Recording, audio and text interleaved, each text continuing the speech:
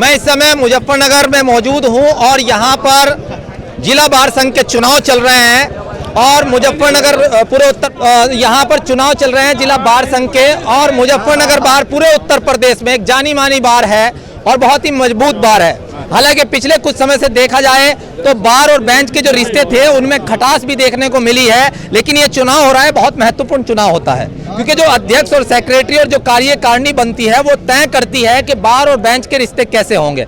चलिए देखते हैं, बात करते हैं कौन कौन मैदान में। सर, इस बार कौन कौन कितने ग्रुप मैदान में है? ग्रुप तो 3 लड़ रहे जी, लेकिन दिखाई एक ही दे रहा। आपका वाला होगा जितेंद्र कुमार नहीं, ग्रुप जो दिखाई दे रहा है यहाँ पर, जिसे लोग बाग पसंद कर रहे हैं, जिसे वोट डाल रहे हैं सब लोग मिलजुल के, वो ग्रुप है अनिल जिंदल और जितेंद्र कुमार। सीधे तौर पे कहा जाए उस ग्रुप को आपका समर्थन प्राप्त है? पूरा समर्थन मेरा भी, हाँ मेरा भी जी, और मेरे चाहने वालों का भी। तभी तो आप कह रहे हैं कि सिर्फ वही ग्रुप दिखाई दे रहा है। राजबल राणा जी उधर से मुझे देखकर यहाँ लिए और जोगेंद्र जी ये भी समर्थन देने आ लिए। अच्छा, एक सवाल मेरा एक सवाल है, युवा अधिवक्ता यहाँ पर लगातार बढ़ रहे हैं, लेकिन उनकी समस्याओं को अगर देखा जाए कोई उठाने को तैयार नहीं है। उनकी समस्याओं को सबसे पहले इस साल उठाया जाएगा, क्योंकि हमने अब इस बार बहुत ही आयरन मैन अनिल जिंदल जो नीडर, निष्पक्ष और जुडिशरी को बिल्कुल सही तालमेल रखकर चलने वाले कैंडिडेट हैं। इसी प्रकार हमारे महासचिव जितेंद्र जी हैं, जिन्हें पहले जांच परख चुके हैं सिविल में भी और क्रिमिनल में भी। चलिए यहाँ तो अब तो निर्णय हो ही जाएगा। युवा अधिवक्ताओं की मान सम्मान की हर प्रकार की हिफाजत और रक्षा यहाँ पर की जाएगी। धन्यवाद। मेरे साथ एक ऐसे व्यक्ति मौजूद हैं जो इस समय तो बार में है, लेकिन कुछ समय बाद आपको उधर दिखाई देंगे, उनसे बात कर लेते हैं। सर, अभी आप वकील हैं, कई सालों से वकील हैं और कई जज भी बना चुके हैं, लेकिन देखा जाता है जैसे ही जज बनते हैं तो फिर वकीलों के सम्मान के साथ कहीं ना कहीं एक जो खिलवाड़ होता है वो हो जाता है। ऐसा क्यों होता है? देखिए, वो तो व्यक्तिगत तौर पे सबकी अपनी अपनी राय होती है, बट चूंकि मैं एडवोकेट भी रह चुका हूँ और थोड़ी सेवाएं मैंने जुडिशरी में भी दी हैं, तो बार का अपना एक बहुत ही महत्वपूर्ण स्थान है। जजेस तो यहाँ संख्या में मेरे ख्याल से 35-40 होंगे, बट 3000 कम्युनिटी वकीलों की जो यहाँ पर है, उसके सम्मान की जहाँ तक बात है तो उसके लिए एक फेयर इलेक्शन होना चाहिए और बहुत अच्छे कैंडिडेट्स भी होने चाहिए। जो इस समय आप देख भी रहे हैं, जो चुनाव चल रहा है बाबू मलिक साहब के सानिध्य में, और जो हमारे 2 शानदार कैंडिडेट लड़ रहे हैं और सामने शर्मा जी भी हमारे समर्थन में खड़े हुए हैं।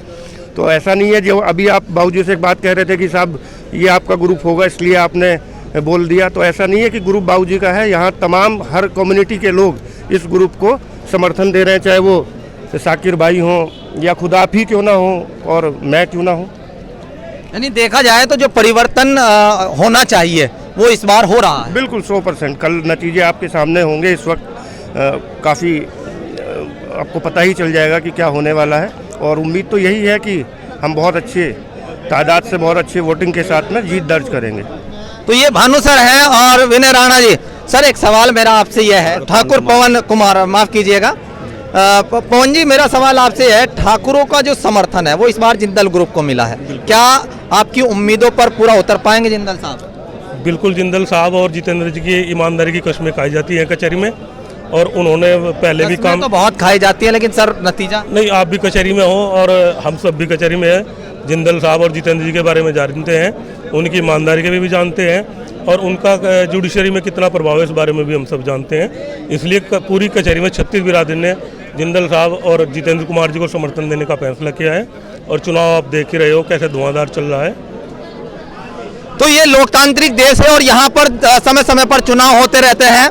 आप देख सकते हैं इस तरफ जो है अधिवक्ता, सभी समस्त सीनियर अधिवक्ता जो है बैठे हुए हैं, और ये लोकतांत्रिक एक ऐसा मजबूत चुनाव है जो तय करता है कि जुडिशरी किस तरीके से कार्य करेगी। लेकिन सबसे बड़ी बात यही है कि जीतने के बाद अधिवक्ताओं का हित जो भूल जाते हैं, उनसे निवेदन है कि जीतने के बाद अधिवक्ताओं का हित ना भूलें और युवा अधिवक्ताओं की समस्या पर विशेषकर ध्यान दें। आप देख सकते हैं कि जो ये लोकतांत्रिक मेला लगा हुआ है, और खास करके डबल ग्रेजुएट वकीलों का जो ये मेला लगा हुआ है, ये तय करता है कि न्यायपालिका किस तरीके से कार्य करेगी। मैं चाहूंगा कि इसी तरीके से हमारे अधिवक्ता साथी जो हैं, जहां जहां न्यायपालिका निरंकुश हो वहां पर उसको रोकने का कार्य करें, और जुड़ रहिएगा इसी तरीके से। अगर आप एक बेबाक आवाज को सुनना चाहते हैं जी ये लगातार हमारे कैमरामैन सिफारिश कर रहे हैं, हम चाहेंगे कि गुरुओं के गुरु अमित चौहान सर से भी बात करें।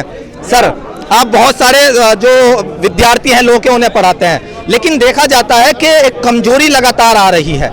जो जायज मांग है उसको जुडिशरी मानने को तैयार नहीं होती, उसके लिए क्या उपाय किए जाए? किस प्रकार के जायज मांग? देखिए देखा जाए तो जो बार और बेंच के मधुर रिश्ते हैं उनके बाद आप बेल अगर आप देखेंगे तो जो बेल होने की है उसे खारिज कर देते हैं। एक तानाशाही रवैया वहां उधर बैठते ही आ जाता है। इसको रोकने के लिए हम वकीलों को क्या करना चाहिए? आपको संगठित होकर चलना चाहिए, अपने संगठन को मजबूत करें और दबाव बनाएं जो है बेंच पर, यदि ऐसा कोई कार्य करता है। बिल्कुल सटीक जवाब दिया है कि दबाव बनाएं, संगठित रहें और इसी तरीके से आप भी संगठित होकर मुझे देखते रहें।